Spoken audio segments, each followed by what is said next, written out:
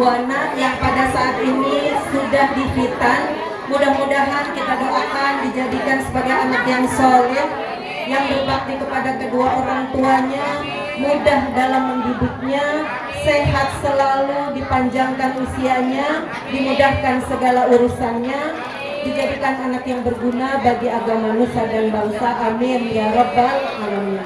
Bapak-bapak, ibu-ibu, hadirin hadirat sekalian yang saya muliakan, alhamdulillah, marilah kita panjatkan puja dan puji syukur kehadirat Allah Subhanahu wa taala, yang mana dengan izinnya, dengan segala macam nikmatnya yang diberikan kepada kita, alhamdulillah kita semua dapat berkumpul di tempat ini, di rumah Bapak Dadang dan Ibu Hajah Khulasoh, dalam rangka ikut mendoakan cucunya yang telah dihitan yang bernama Rangga Akbar Genta Buana. Mudah-mudahan segala niat kita, langkah kita ke sini, ke rumah ini mendoakan cucu daripada Ibu Hajah Khulasoh dikabulkan oleh Allah Subhanahu wa taala. Amin ya rabbal alamin. Salawat teriring salam semoga semakin deras Allah limpah curahkan kehariban junjungan kita baginda Rasulullah sallallahu alaihi wasallam yang telah kita harapkan syafaatnya di yaumil kiamah nanti. Amin ya rabbal alamin. Ibu-ibu, bapak-bapak, hadirin hadirat sekalian yang saya muliakan, tidak banyak yang saya sampaikan, hanya ayat Allah yang berbunyi, a'udzubillahi minasyaitonirrajim, bismillahirrahmanirrahim, wa idzibtala Ibrahim rabbuhu bikalimatin fa'atammahunna. Kata Allah, wa idzibtala Ibrahim rabbuhu bikalimatin fa'atammahunna. Maka ketika Allah menguji Ibrahim, Nabi Ibrahim dengan beberapa kalimat. Kalimat di sini adalah beberapa ujian. Dalam ilmu tafsir, kalimat bermakna beberapa ujian. Fa'atammahunna, maka Nabi Ibrahim melaksanakan semua ujian tersebut dengan sempurna. Apa saja Bu ujian Nabi Ibrahim? Ujiannya bukan kayak kita Bu, ujiannya luar biasa ya Bu ya. Yang pertama, Nabi Ibrahim itu diuji untuk membangun Ka'bah. Ka'bah itu sudah ada sejak zaman Nabi Adam ya Bu. Tapi ketika sampai pada zaman Nabi Nuh, terjadilah banjir besar, maka hancurlah Ka'bah, terbawa banjir. Nah, ketika sampai pada zaman Nabi Ibrahim, Allah memerintahkan Nabi Ibrahim dan Nabi Ismail ya Bu ya, putranya, untuk membangun Ka'bah kembali. Itu ujian yang sangat besar. Di tengah teriknya matahari, belum ada pun namanya material zaman dulu. Belum ada mobil bak buat bawa ngangkut-ngangkut barang-barang. Yang ngangkutin siapa Bu? Nabi Ismail. Nabi Ismail yang bawa di punggungnya Bu, digotong sendiri pakai bawa-bawa batu yang besar ya Bu ya, dibawa. Terus Nabi Ibrahim yang menyusun Ka'bah, ditinggikanlah supaya nggak kena banjir lagi. Tuh, selama membangun Ka'bah, apa zikir yang dibaca oleh Nabi Ibrahim? Rabbana taqabbal minna innaka antas samiul alim. Rabbana taqabbal minna innaka antas samiul alim. Terus dibaca Bu, nggak berhenti-berhenti sampai selesai pembangunan Ka'bah. Selesai dengan sempurna Bu. Walaupun anaknya baru masih kecil, tapi mau itu Bu, gotong-gotong batu yang besar di punggungnya. Itulah keistimewaannya para nabi. Bukan kita ya Bu, kalau kita sakit sedikit aja udah ngeluh ya Bu ya, ini dengkul sakit banget, nggak bisa ngaji. Udah tuh Bu, sakit sedikit nggak bisa ngaji ya Bu ya. Terus puyeng sedikit nggak bisa kumpul. Itu terus hanya mengeluh yang kita lakukan. Tapi kalau Nabi dan Rasul ya Bu ya, seberat apapun ujian dilaksanakan dengan sempurna. Fa'atammahunna, maka Nabi Ibrahim melaksanakannya dengan sempurna. Yang kedua apa Bu ujian Nabi Ibrahim? Yaitu diperintahkan oleh Allah untuk menyembelih putranya. Kalau ini udah tenar Bu ya kisahnya. Menyembelih putranya itu karena Nabi Ibrahim pernah terucap. Karena Nabi Ibrahim itu orang yang sangat dermawan. Kalau sekali korban, ratusan ribuan binatang korban yang disembelih.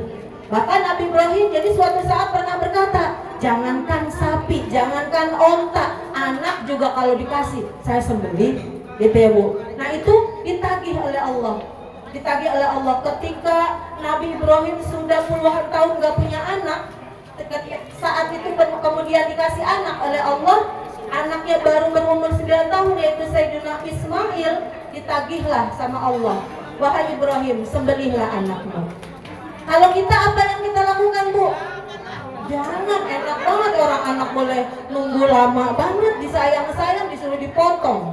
Demikian juga anaknya ditanya. Kalau Nabi Ismail jawabnya apa? I'mal ma tu'mar satijiduni insyaallah minas sabirin. Kata Nabi Ismail, lakukan wahai ayah, lakukan. Insya Allah saya termasuk orang-orang yang sabar. Gitu ya Bu. Kita mah kan nggak punya duit dikit juga, kayaknya paling susah banget. Saya doang yang paling susah, nggak punya duit, orang-orang mah enak banget, duitnya banyak. Gitu ya Bu ya. Nah itu Nabi Ibrahim, Nabi Ismail harus menyiapkan jiwa raganya untuk anaknya disembelih. Ya, namun ketika keduanya udah pasrah, ketika pisau atau golok diasah udah setajam-tajamnya, udah sampai di leher Nabi Ismail yang udah ditelanjangin, udah dibuka bajunya, lalu Allah ganti kesabaran mereka, diubahlah Nabi Ismail menjadi seekor kambing. Itu ujian yang kedua. Kemudian ujian yang ketiga adalah ujian melawan Raja Namrud, ya Bu ya. Nabi Ibrahim itu hidup pada zaman Raja Namrud, raja yang sangat zalim, ya Bu ya, menyembah berhala pada saat itu. Singkat cerita, berhala di tempat yang besar itu dihancurkan oleh Nabi Ibrahim, ditinggalin yang paling gede, ditaruhin kampak di patung yang paling gede. Gitu. Maka ketika Raja Namrud marah, siapa yang menghancurkan berhala-berhala ini? Maka Nabi Ibrahim bilang, coba tanya aja yang paling gede. Mana mungkin ditanya, patung kan nggak bisa ngomong. Kenapa nggak bisa ngomong kok disembah? Kata Nabi Ibrahim. Akhirnya, baik kalau begitu kita akan bertarung, kata Nabi Ibrahim. Silahkan kamu membawa bala tentara, saya pun membawa bala tentara, kata Raja Namrud. Maka Raja Namrud besoknya benar, bawa bala tentara yang banyak Bu, ratusan ribuan tentara. Sedangkan Nabi Ibrahim tentaranya apa Bu? Nyamuk, ribuan nyamuk. Akhirnya itu tentara Raja Namrud dimakanin nyamuk sampai tinggal tulang belulangnya. Dan satu nyamuk ada yang masuk ke hidung Raja Namrud. Maka diriwayatkan selama 400 tahun Raja Namrud itu mukulin hidungnya sampai berdarah sampai mati, itu Raja Namrud, ya Bu. Nah ini sekarang ujian yang keempat, yaitu perintah khitan, Bu. Perintah khitan itu udah ada sejak zaman Nabi Adam. Ya, Nabi Adam yang menghitan malaikat. Jadi beberapa nabi dihitan itu oleh malaikat, termasuk Rasulullah. Rasulullah dilahirkan dalam keadaan sudah dihitan. Coba Ibu tadi bacaan maulidnya apa? Maktunan, mukahala. Maktunan itu artinya sudah dihitan. Mukahala itu disipat, udah pakai sifat Nabi Muhammad Rasulullah itu. Nah, kalau Nabi Ibrahim ini perintah hitannya luar biasa pada umur beliau 80 tahun. Bu, kalau kita gimana itu? Diuji suruh dipotong kemaluannya umur 80 tahun. Nyerah nggak? Bapak-bapak nyerah nggak kira-kira? Nah, kalau Nabi Ibrahim dilaksanakan karena itu perintah Allah, ya Bu ya. Akhirnya dihitan pakai kampak. Bagaimana itu?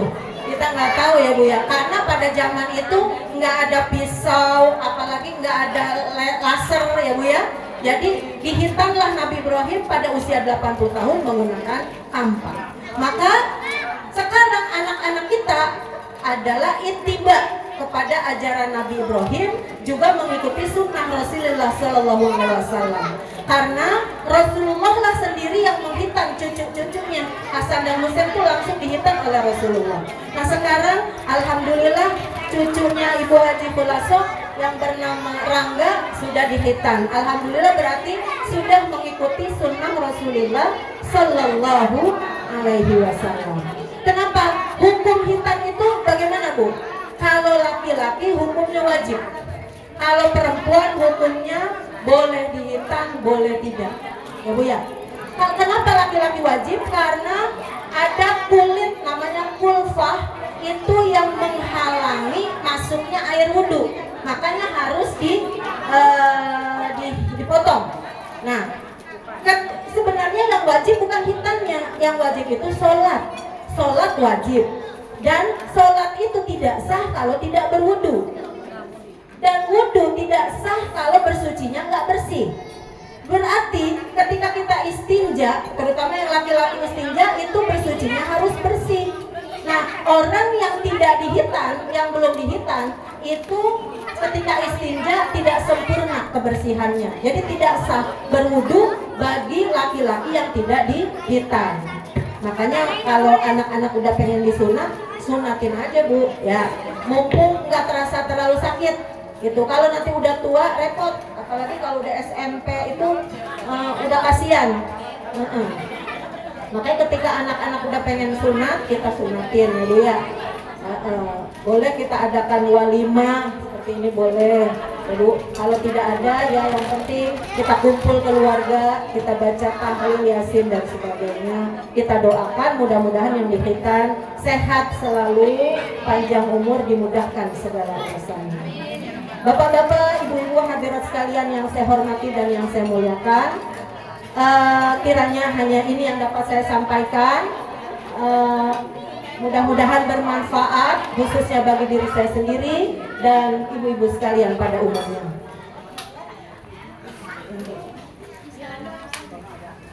Enggak bisa jadi.